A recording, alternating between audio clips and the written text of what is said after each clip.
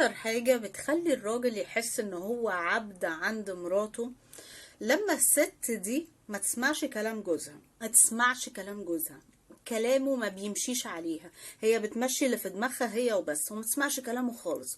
وتبقى الست دي في نفس الوقت عايزة ان الراجل ده يبقى مسؤول عنها، يبقى واقف جنبها في اي مشكلة او اي ازمة تعدي بيها، لكن ملوش سلطة عليها وكلامه ما يمشيش عليها. يعني مثلا اديك مثال بسيط لان ممكن حد ما يفهمش قصدي.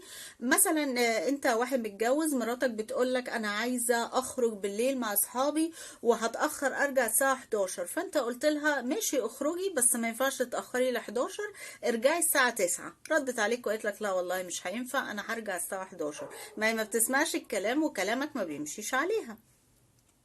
جت بعد كده اتأخرت فعلا وخرجت ونفذت كلامها وعملت اللي هي عايزاه وايه وخرجت واتأخرت. وبعدين وهي راجعة العربية عطلت منها، فكلمتك قالت لك الحقني انا العربية عطلت، تعالى الحقني انا مش عارفة ادور العربية والكلام ده كله. رحت انت نزلت، طبعا ما انت جوزها لازم تنزل وتساعدها وتقف جنبها والكلام ده كله. لو الموقف ده حصل، الست دي بتتعامل مع الراجل ده على انه عبد عندها. ليه؟ لان هي عايزاه يتحمل مسؤوليتها ويقف جنبها في مشاكلها، لكن ما يبقالوش سلطة عليها. وهي دي العبودية. مرة سمعت الدكتور متخصص في العلاقات قال جملة جميلة قوي، قال لك مسؤولية بدون سلطة هي عبودية. وفعلا انت عملتي كده، انت عايزة منه يتحمل مسؤوليتك بس بدون سلطة، ملوش سلطة عليكي، ملوش كلمة تمشي عليكي، فهي دي العبودية. اللي عايزه اقوله ايه، ان الراجل مش عبد عندك، ما ينفعش ان انت تتحمل مسؤوليتي بس انا مش هسمع كلامك. الصح ان الست بتسمع كلام جوزها. ليه؟ تحكم، سيطرة، غلاسة؟ لا والله مش كده. بس انت لما اخترتيه، لما وافقتي عليه واتكتب كتابك عليه، معنى كده ان انت من جواكي شايفة ان الراجل ده مسؤول. الراجل ده انا موافقة على دماغه وقراراته وتفكيره، ومهما حصل انا بحبه وهسمع كلامه.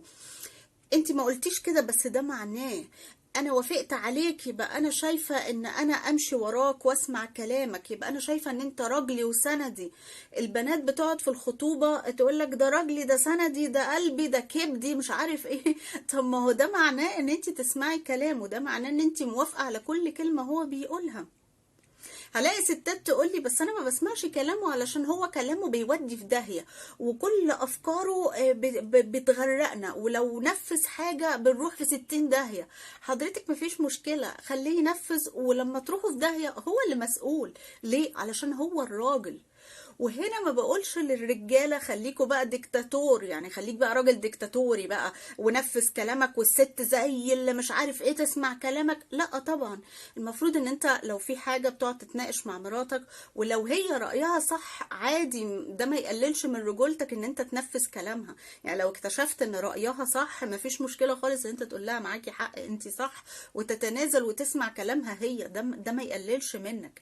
بس اللي انا اقصده ان لو في مشكلة، في حاجة احنا بنتكلم فيها انا وجوزي، وانا بقول حاجة وهو بيقول حاجة تانية، طب نعمل ايه؟ رأي مين اللي يمشي؟ رأي الراجل. ليه؟ علشان هو المسؤول. لو اللي انتوا بتتكلموا فيه ده طلع قرار غلط، مين اللي هيشيل الليلة؟ الراجل. حضرتك لو حصل مشكلة الناس مش هتجيلك انت كست تقولك انت كنت فين وازاي تغلطي الغلطة دي، لا، هيروحوا للراجل، انت كنت فين وعملت كده ليه؟ لان انت الراجل. فانا بقول تسمعي كلام جوزك، مش سيطرة ولا تحكم، بس هو المسؤول. هي المركب اللي لها رئيسين بتغرق، في مركب الجواز هو رئيس واحد، هو القائد، هو المسؤول، هو اللي لو اخذ قرار وطلع غلط هو اللي هيتحاسب، المجتمع والناس والدنيا هتحاسبه هو.